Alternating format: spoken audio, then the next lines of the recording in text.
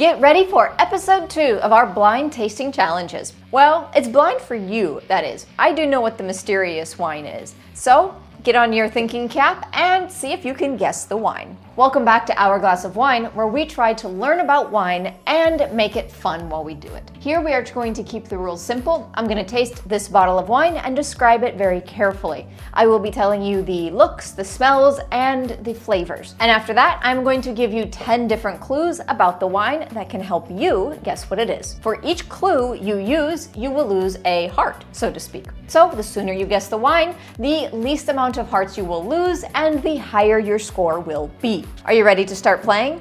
Today, we are going to be guessing the grape and the wine region. No need to get super technical. We don't want vintages or winery names. We just want the name of the grape and the name of the region that the wine is from.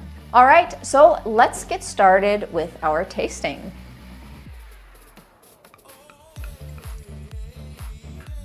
The color here is a pale yellow with an almost greenish hue to it. And on the nose, I am immediately hit by very characteristic aroma. We will reveal it later on in the quiz as part of a clue. Underneath this particular aroma, however, I can feel things like ripe yellow apples and a lemony citrus zesty note. It's an intense bouquet and very recognizable. The palate is very well balanced. There are flavors of yellow apples, lemon pith, and an almond-like finish.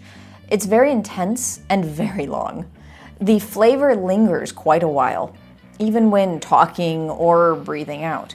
What I feel a lot on the palate is the sapidity though, or really the minerality.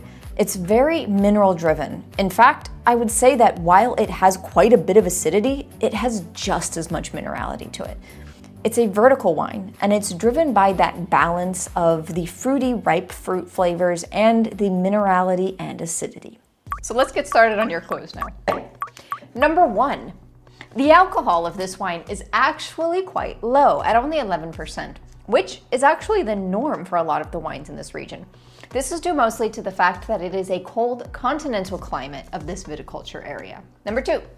This wine is the 2022 vintage. It can definitely be enjoyed right now, but I also know that at the same time, this wine could easily age in our cellar for another 5 years or more. Number 3.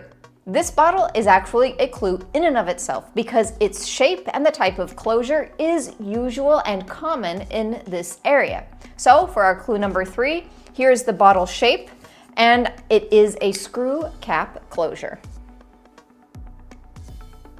Number 4, this wine is monovarietal, no blending here. This is the norm for the region, and for this grape in the region, actually. In fact, in the area, a vast majority of the wines will be monovarietal.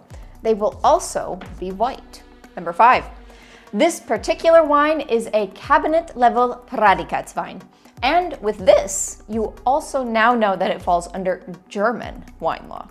Number 6, the grape variety of this wine is the undisputed king of the region, which is located very near to what is considered to be the birthplace.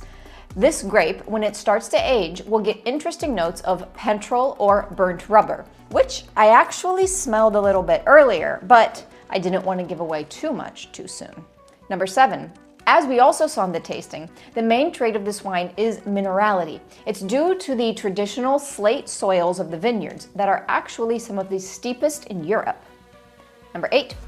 This wine is trocken, which means dry. However, the grape can be made in many different styles, ranging from dry to sticky sweet, and also sparkling. Number 9. The winery is located in Bernkastel-Kues, a famous city in the region. And for our last clue, number 10, this region runs along the river that gives it its name. So, do you have a guess? The grape? The region? We know it's from Germany, so what do you think? You ready for the answer? The answer is Riesling, and for the region, we are talking about the Moselle. So this wine is from a winery called Bottler. It is a Cabernet, as we said before, 2022 Cabernet Riesling from Bernkastel. We actually bought this in the wine museum in Bernkastel on our trip there. A really fun place if you ever go. So thank you for playing along with me today. If you had fun, please leave a like below and subscribe for more fun wine education content. We like to keep a mix of nerdy, quick guides, and games like this to mix things up and make learning about wine fun. If you want to learn more about the Mosel and Riesling, I suggest that you check out this video here. Cheers!